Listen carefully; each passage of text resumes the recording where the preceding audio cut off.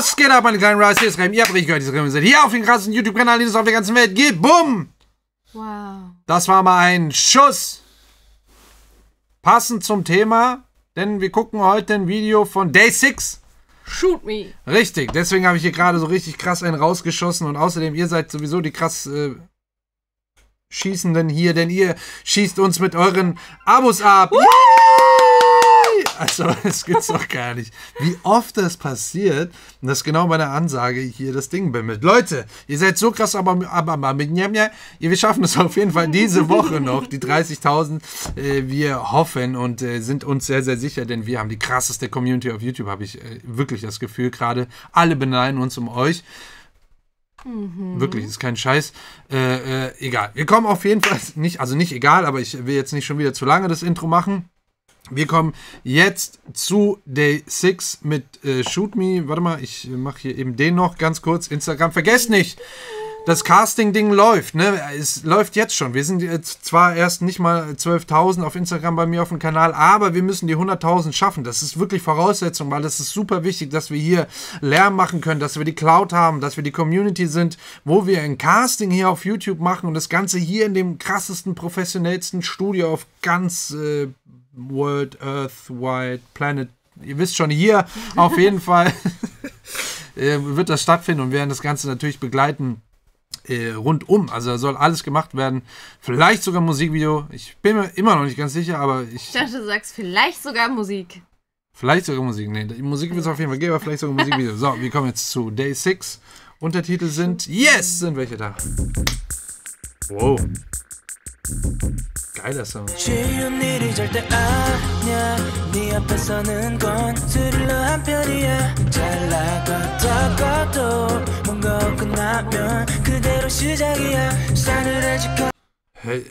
Ich fand diesen Sound am Anfang mega geil. Ich auch, das erinnert mich auch an irgendwas.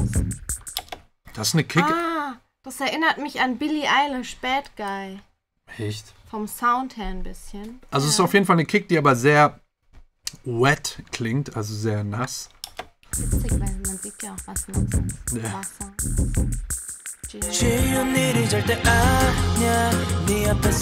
Dann so die Akkorde Offbeat.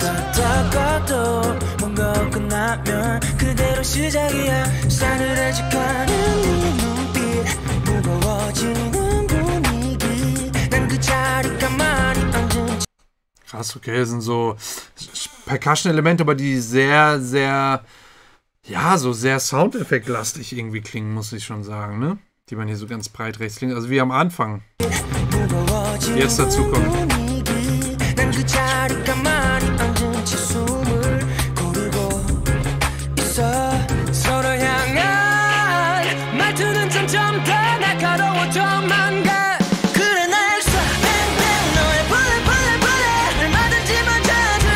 Krass.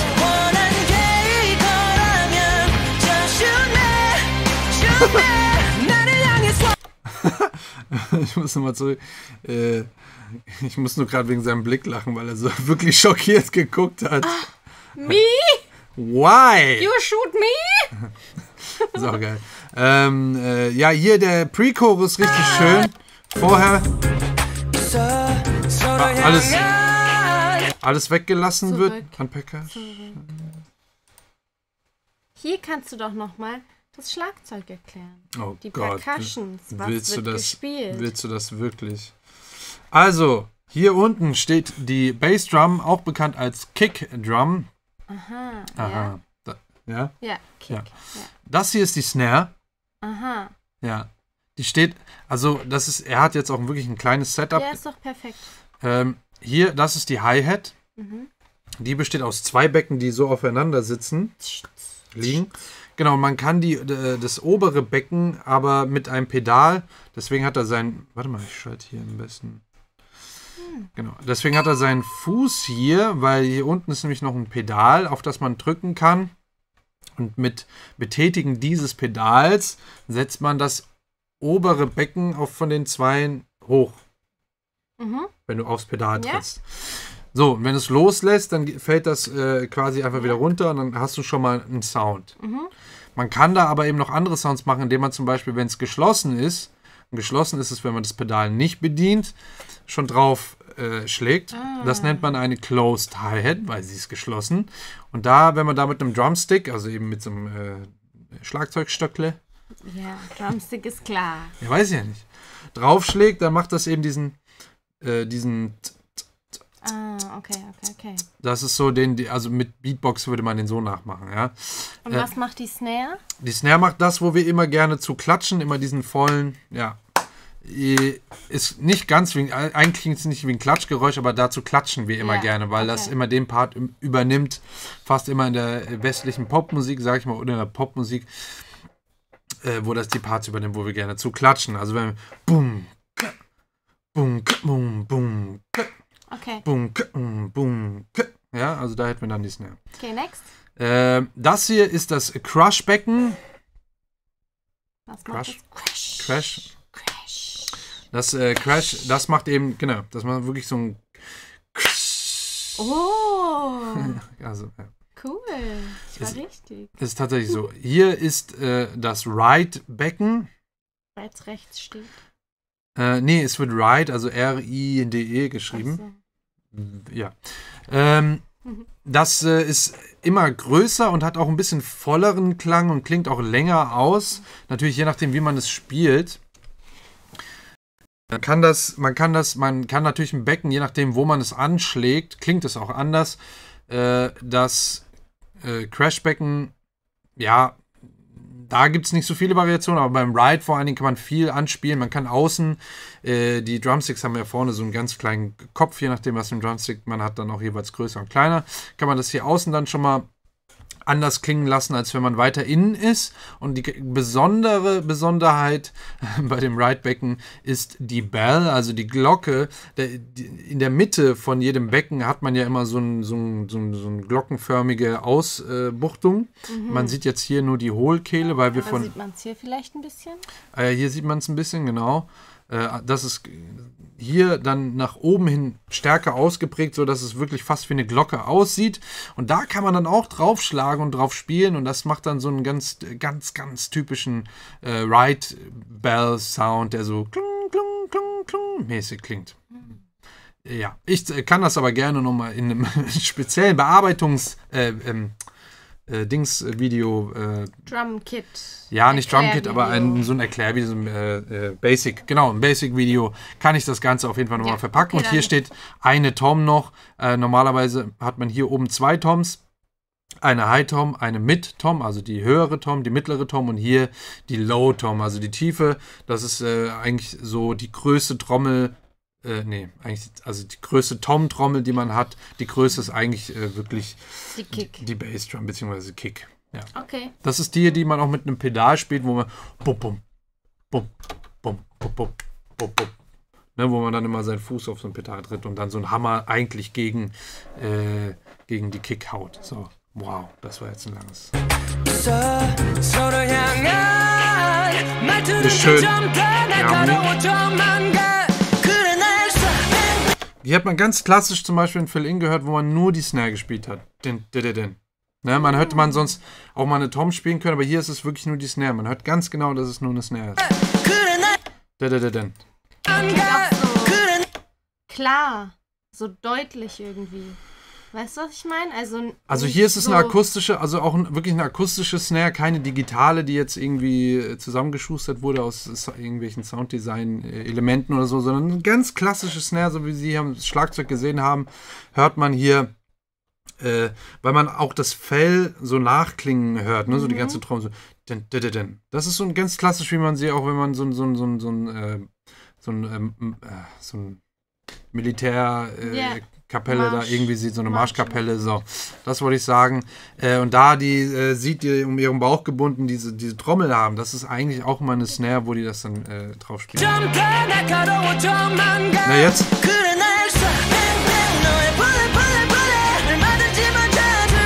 Ja, ist eine richtige. Ja, jetzt weiß ich wieder, warum Day 6, weil das ist eine echte Band. Eine rockige Band. Eine rockige Band. Wobei das Keylabs Keyboard hier nicht angeschlossen ist. Die Gitarren auch nicht. Aber es ist ja auch nur ein Musikvideo. Naja, ist ja nur ein Musikvideo.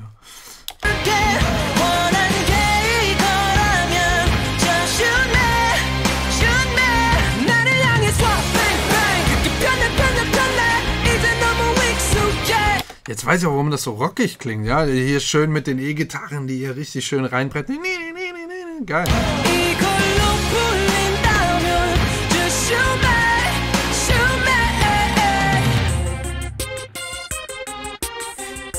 Hey!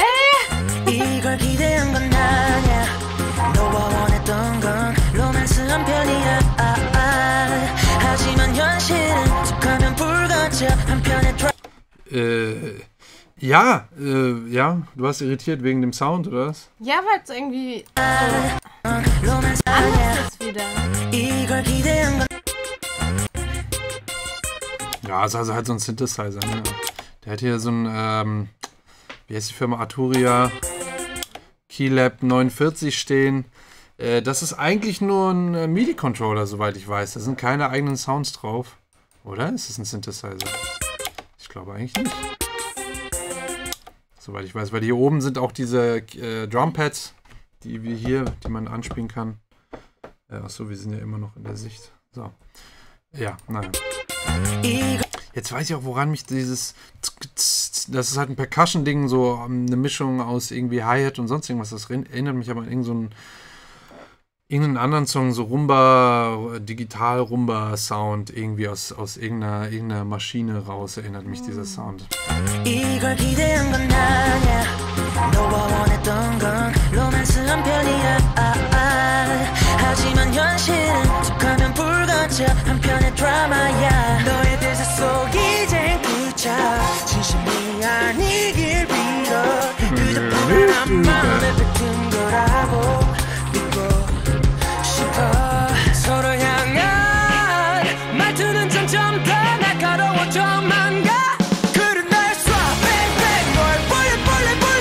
Da hat man auch wirklich gesehen, dass er nur die Snare gespielt hat. So. Warte, hier. Ding, ding, ding.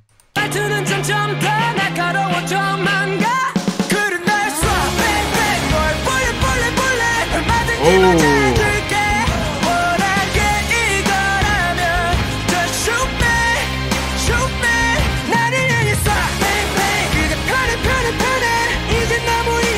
Geil.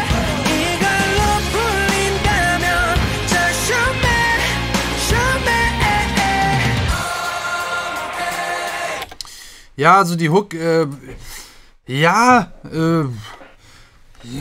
ich weiß nicht, mir fehlt irgendwas in der Hook, muss ich sagen. Ich habe irgendwie, die ist schon cool, die Gitarren und alles sind geil. Ich glaube, was mir fehlt, ist die Stimme. Da fehlt mir eine Harmonie oder dass das irgendwie nochmal, also entweder mehrstimmig oder einfach unisono nochmal einige Male öfter eingesungen wurde. Das fehlt mir gerade so bei dieser Thematik, was die hier singen, das ist nochmal so ein bisschen so... Echt? Ich finde das ganz cool, weil seine Stimme so einen ganz besonderen hat sie, Klang ja, hat. hat sie, aber... Und irgendwie erinnert mich die Hook auch so ein bisschen an Fall Out Boy oder so zumindest ältere Songs von Fall Out Boy.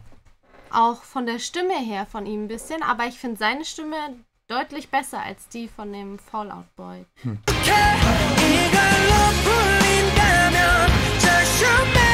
Weißt du, weil...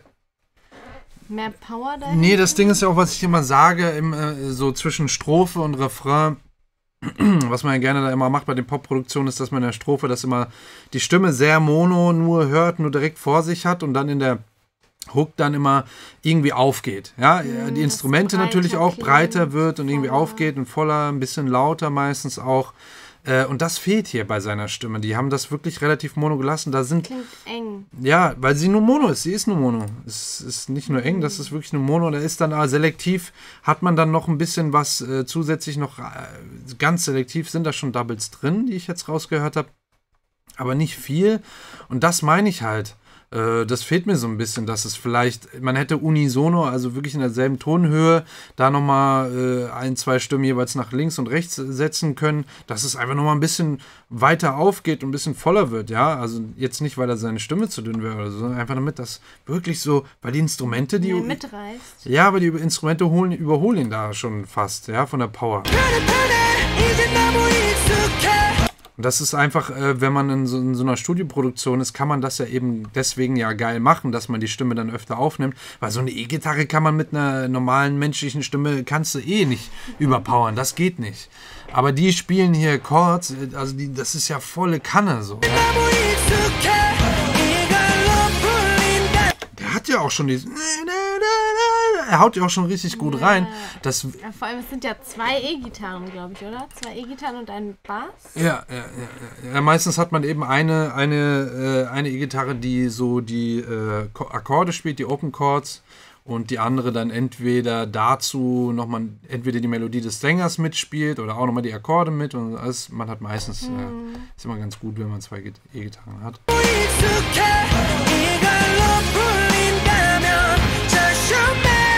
Ne, hier sind sogar Harmonien drin, aber die sind super leise gemischt. Stimmt. Ja. Ja, das Shoot Me ist... die hört man aber kaum. Ja, da ist sogar eine Harmonie drauf auf Shoot Me. Und auch wirklich auch auf rechts-links gemischt. Ich glaube sogar fast komplett, also auf rechts-links. Also es gibt ja nicht nur Mitte, rechts und links, sondern auch alles dazwischen, ja. Ist schon ein bisschen, also die sind schon super leise gemischt. Das wäre schon fetter gewesen, wenn man jetzt so Sabaton mal vorher hört oder so. Wo die da echt, seine Stimme, der ist schon tief in der Stimme immer drin, aber von der Mehrstimmigkeit, da sind auch so viele Spuren immer drin, das hört man so ganz genau, dass das halt eben so kraftvoll klingt. Auch Eminem zum Beispiel, seine Rap-Parts, sau oft sind da halt locker. Ja, gerade die neue Nummer, die habe ich ja im Radio schon gehört. Ich habe da übrigens noch nicht dazu reacted, weil es kein Musikvideo dazu gibt. Vielleicht kommt das ja jetzt die Tage. Auf jeden Fall, das fehlt mir hier ein bisschen. Das muss ich schon sagen.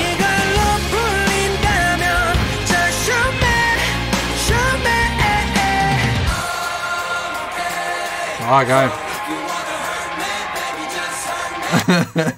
Der Chor, der hier, das wird wahrscheinlich ein synthetischer Chor gewesen sein, erinnert mich gerade ganz kurz an Gangsta's Paradise.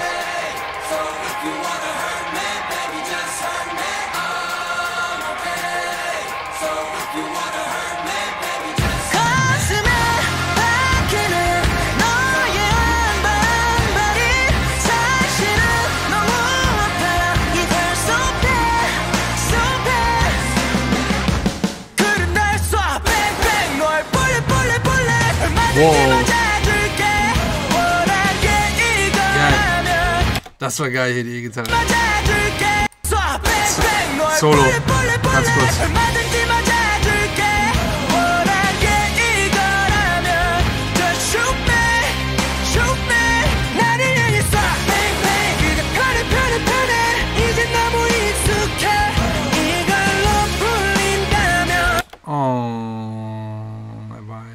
Er hat jetzt aber, etwas, er hat ein bisschen mehr Saft in der Stimme, muss man sagen.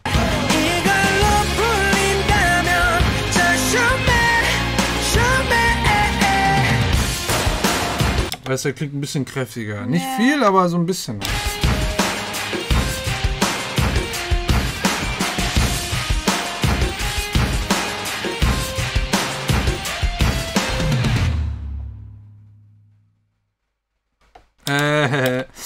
Jetzt hat man zum Beispiel die Toms gehört am Ende. Moment.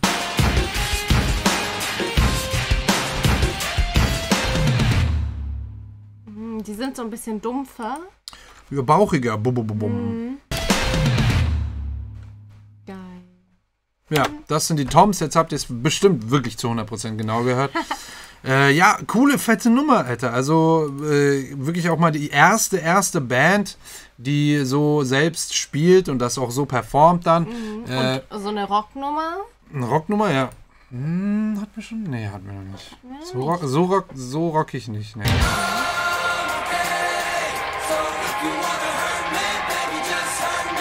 Ne, das ist natürlich cool, hier so richtig so ein Chant-Charakter. Das ist schon cool. Aber finde ich trotzdem, ist noch verhältnismäßig. Könnte voller sein.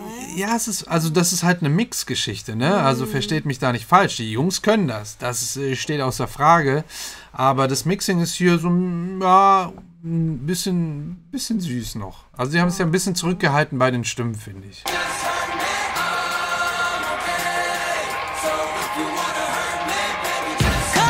Da ist sogar so eine ganz tiefe Stimme drin, die so richtig macht. Kann es sein, so ganz leise? Ja, hier. Hey! Hat man richtig gehört. Auch rechts, hör mal rechts. Das war auch wie so ein Adler, hört man da.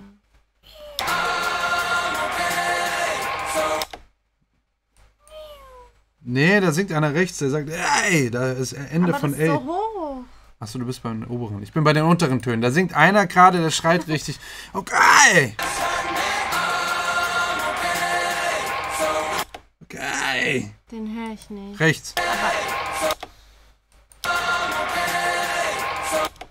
Ich höre den nicht. Nur das Ende, ganz rechts hört man den. Ey.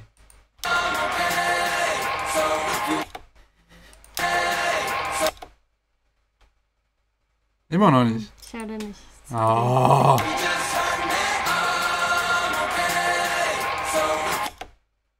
Ich könnte den jetzt nicht ausmachen. Man hört ihn komplett rechts, hört man den noch dieses Ey raussagen. Okay. Das Ey hört man. Ey.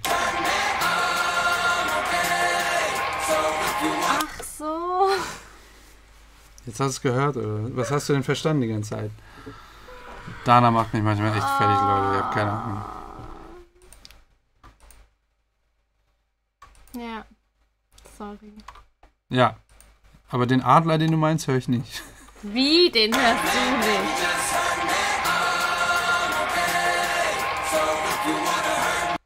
Nein, das... Was?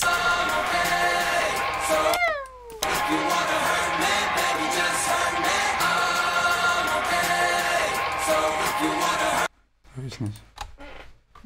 Ich glaube, du hörst es, aber du weißt nicht, was ich meine. Nee, also ein Adler, dann wird es kein Adler sein. Du meinst Es wahrscheinlich ist irgendwas... kein Adler, aber Ach es so. klingt wie so ein Adler.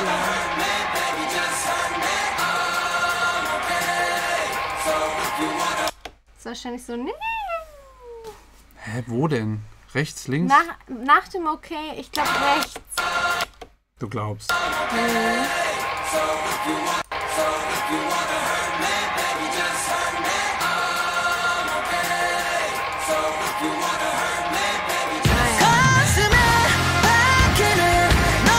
Ah, wie er reinkommt, ist halt auch fett, ne?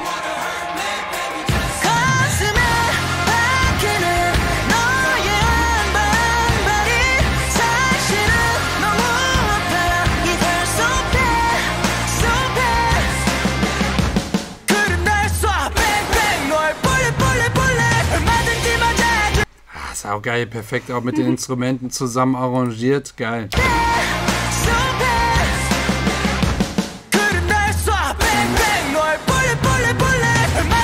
Das mit der Tom zusammen übrigens, ne? Bullet, bullet, bullet.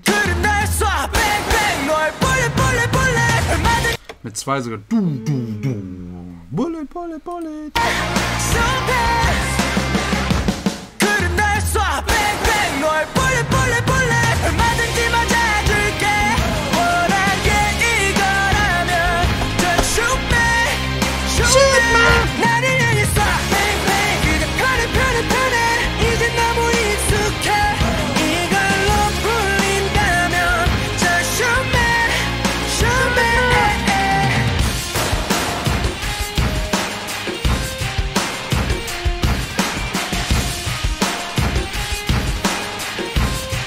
Schön aufgelöst. Ich bin ganz schön ins Schwitzen gekommen hier. Coole Nummer, Alter. Richtig cool. Gut. Auch wieder von JYP. Leader in Entertainment. Ja. Der Mr. Parker weiß genau, was er macht. So, Leute, vielen Dank für diesen richtig geilen Vorschlag wieder einmal. Ihr wisst Bescheid, da kommt ja immer einiges und wir haben das alles auf unserer Liste und wir arbeiten das Stück für Stück ab. Macht euch keine Sorgen. Jede K-Pop-Band kommt ran, jeder kommt mal dran. Ja, Jede? ich habe das Gefühl schon so langsam. Also über... Ich glaube, wir haben nicht mal alle. Deswegen bitte sag nicht, jede K-Pop-Band kommt dran. Ja, was soll ich denn sagen? Die Leute wünschen sich das und dann können wir die ja auch nicht im Stich lassen.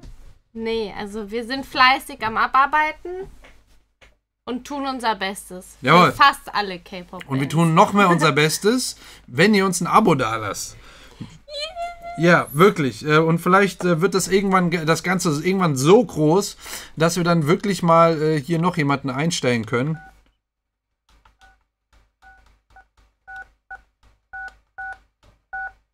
Der uns dann hilft. Cool. Wir Okay. verdienen ja selber noch kein Geld damit. Tschüss. Tschüss.